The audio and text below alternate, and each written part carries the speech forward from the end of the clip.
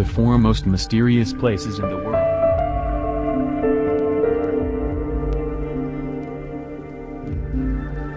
Exponentially harder. That's what makes Donald Evans' story as told in Reader's Digest so completely amazing. On August 13, 2011, Evans and his family took a Cessna plane to their new home in Anvik, Alaska. Unfortunately, the skies turned cloudy, obscuring the pilot's view.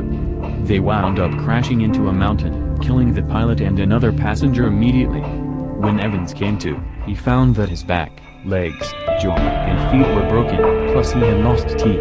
Worse, it initially seemed like his entire family was dead. They weren't, but they were critically injured. Bones were broken, his pregnant wife was coughing up blood, his son's skull was crushed under the plane's floorboards, and his daughter's intestines were severed. Meanwhile, Donald could barely walk but was doing his best to crawl to each family member and help as best he could. Night fell, the temperature dropped, and no rescuers came. Donald worked to keep everyone awake, as falling asleep in weather this cold could have killed them. But after 15 hours, he had given up hope.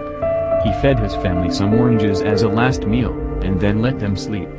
The National Guard had other plans. A helicopter arrived just a few minutes later to collect everyone. Amazingly, they all survived, including their unborn daughter.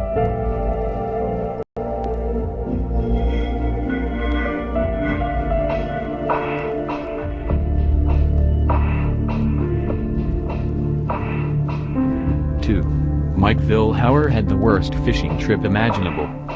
August 6, 2014, was supposed to be just a regular California fishing day for Mike Vilhauer. He wasn't getting any bites, so he started wandering around looking for grasshoppers to use as bait. But he lost track of time and started heading back too late. He was forced to use a pine tree as shelter, and by the next day hunger and dehydration had taken over. He solved the dehydration problem quickly, launching what he told ABC News was his Survivor Man routine. This involved drinking puddle water, no matter how dirty and disgusting it might have been.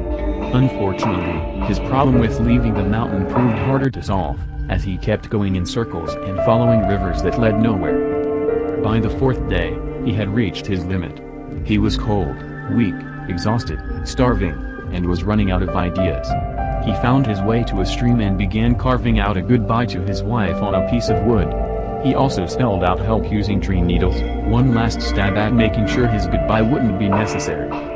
The next morning, he ate a dandelion for his first food since getting lost, and shortly after that a search team finally found him. They'd been looking for him all weekend, in perhaps the biggest search and rescue mission of the year. The moral of the story: get your bait before you go fishing. 3. Graham Austin rode the lightning. On July 3, 2011, Graham Austin and his friends were hiking around the Southern Appalachian Trail when a storm started brewing. As Austin told Backpacker, lightning struck out of nowhere shortly after the storm began. While it knocked his friends back and slightly injured them, it hit Austin directly, shredding his clothes and leaving his muscles, as he put it, taut as bowstrings. The strike had also left a long scar from his head to his feet, like Harry Potter's mark taken to the extreme. Had Austin been alone, the lightning likely would have killed him. His heart stopped for 30 seconds, he lost control of his breathing, and his blood-deprived legs were paralyzed and soon turned a deep shade of purple. Luckily, his friends were there and were able to perform CPR to get his heart started again, and rescue breathing to get oxygen flowing regularly. They also massaged blood back into his legs. They still weren't working properly when a rescue squad arrived roughly 90 minutes later, so they had to carry Austin down the mountain. After about 90 more minutes of descent, Austin started to regain use of his legs. After 18 hours in the hospital, he was almost good as gold. Within a month all his muscles were back to normal, and the only evidence he had of his experience was a detailed, harrowing story. 4. Danny Bouch. You know what normally can't survive the huge toxic cloud, fireballs, and endless amounts of lava that comes from an exploding volcano? Anything, including people. People are notoriously bad with lava. Enter Danny Bouch and Brian Thomas. The pair had been camping near Mount St. Helens because hey, it wasn't exploding right then when, guess what? It exploded. Just their luck. When it erupted, the blast knocked Bouch off his feet, freezing him before the heat came, and melting the skin off of his fingers, the horror version of jumping from the pool into the hot tub.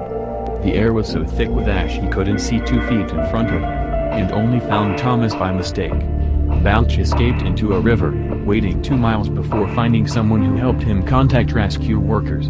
Those workers then went back and found Thomas, along with the rest of the campers Balch had been chilling with when the earth literally blew up. Amazingly, Danny Balch wasn't even supposed to be there that day. He had wanted to go to the beach, but got talked into climbing a volcano.